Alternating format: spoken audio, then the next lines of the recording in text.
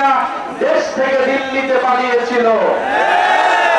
সেই দিল্লিতে শেখ হাসিনা বসে রয়েছে, আওয়ামী লীগের হাজারো সন্ত্রাসীকে দিল্লি আশ্রয় দিয়েছে। আসসালামু আলাইকুম প্রিয় শেরপুরবাসী, আপনারা কেমন আছেন? প্রিয় শেরপুরবাসী, জাতীয় নাগরিক পার্টির দেশ গড়তে জুলাই পদযাত্রা আপনারা হাজারো জনতা এসে আজকে সফল করেছেন। এই জন্য আপনাদেরকে প্রথমে এই জায়গায় আন্তরিক ধন্যবাদ এবং কৃতজ্ঞতা। প্রিয় শেরপুরবাসী, দেশ গড়তে জুলাই পদযাত্রায় নেমেছে জাতীয় নাগরিক পার্টি। বৈষম্যবিরোধী ছাত্র আন্দোলন থেকে এক দফার মাধ্যমে গণ-অভ্যুত্থানের রূপ নিয়েছিল সেই আমাদের কোটা সংস্কার আন্দোলন। কোটা সংস্কার আন্দোলন থেকে গণ-অভ্যুত্থান, যার মাধ্যমে স্বৈরাচারী শেখ হাসিনা দেশ থেকে দিল্লিতে পালিয়েছিল। সেই দিল্লিতে শেখ হাসিনা বসে রয়েছে, আওয়ামী লীগের হাজারো সন্ত্রাসীকে দিল্লি আশ্রয় দিয়েছে। কিন্তু এই সীমান্তে, এই শেরপুরের সীমান্তে থেকে প্রতিনিয়ত পুশিং করে বাংলাদেশে জনগণকে ঢুকানোর চেষ্টা করা হচ্ছে। আমরা এই পুশিংয়ের বিরোধিতা করেছি। আমরা ভারত সরকারকে স্পষ্টভাবে বলেছি যে সীমান্তে কোনো হত্যাকাণ্ড আমরা মেনে নেব না, সীমান্তে কোনো পুশিং আমরা মেনে নেব না।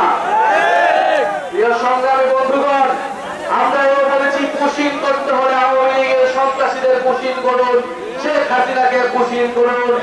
আমরা বিচারের মাধ্যমে শেখ হাসিনা সহ আওয়ামী লীগকে কাঠগড়ায় দাঁড়া করাবো।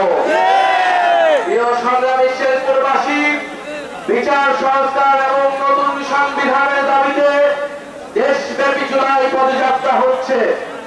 জুলাই গণ-অভ্যুত্থানের 1 বছরের মধ্যেও আমরা এখনো দৃশ্যমান বিচার দেখিনি। আওয়ামী লীগের দোসররা বিভিন্ন জায়গায় রয়ে গিয়েছে, প্রশাসনে ঘাটতি মেরে বসিয়ে রয়েছে। আমরা গোপালগঞ্জে দেখেছি কিভাবে আওয়ামী সন্ত্রাসীরা ছবল মেরে উঠতে চেয়েছিল।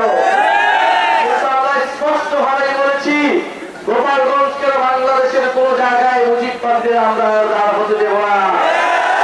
যারা এখনো প্রশাসনে, পুলিশে আওয়ামী লীগের দোসর হিসেবে কাজ করছে, আওয়ামী লীগের সন্ত্রাসীদের, আওয়ামী লীগের এমপিদেরকে প্রশ্রয় দিচ্ছে, তাদের বিরুদ্ধে দুর্বার আন্দোলন গড়ে তুলতে হবে।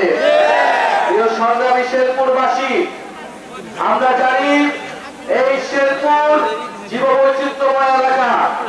এই শেরপুর প্রতি বছর বন্যায়, পাহাড়ি ঢলে বন্যার কারণে শেরপুরের মানুষ দুঃখ দুর্দশাগ্রস্ত হয়। এই শেরপুরে প্রাকৃতিক ভাবে বা বন রয়েছে, সেই বন উজাড় করার কারণে, খাদ্য সংকটের কারণে হাতি লোকালয়ে চলে আসে। প্রতি বছর হাতির পদদলিত হয়ে বিভিন্ন মানুষ মারা যাচ্ছে। আমাদের শেরপুরে হাসপাতাল থাকলেও চিকিৎসা সেবা নাই, আমাদের এখানে শিক্ষা ব্যবস্থা পর্যাপ্ত নয়, তরুণদের জন্য কর্মসংস্থান নয়।